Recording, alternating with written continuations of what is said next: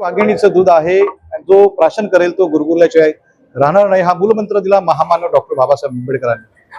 बाबासाहेबांच्या शैक्षणिक कार्याला पुढे नेण्यासाठी ज्यांनी पाऊल उचललं ते सिद्धार्थ महाविद्यालयाचे माजी उपप्राचार्य डॉक्टर जी.के. डोंगरगावकर सर. आपण पाहतो की गेली 40 वर्ष राहुल शिक्षण प्रसारक मंडळाच्या माध्यमातून रायगड जिल्ह्यामध्ये रोवलेले हे शिक्षणाचं रोपटं आज भव्य दिव्य असं झालेलं आहे. खारघर सेक्टर 33 येथे भव्य अशा संकुलाचं नवं संकुल इथं उभं राहत आहे आणि ह्या संकुलाला भेट दिली बाबासाहेबांचे नातू भीमराव आंबेडकर साहेबांनी. सर खूप खूप स्वागत आहे.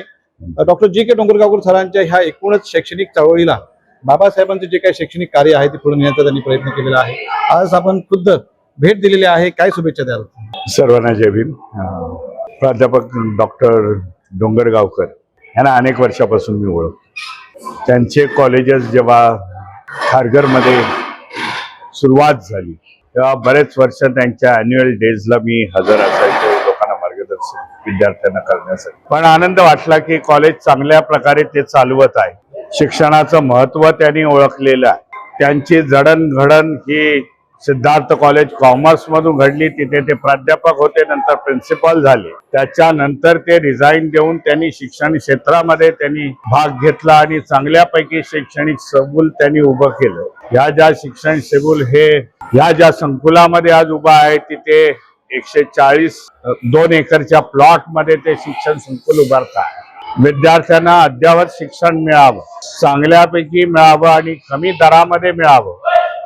डॉक्टर बाबासाहेब आंबेडकरांचा जो संदेश होता शिका, त्या माध्यमातून त्यांनी ह्या कॉलेजेसची निर्मिती केलेली आहे आणि भविष्यामध्ये चांगल्यापैकी एक संकुल इथे उभे राहील.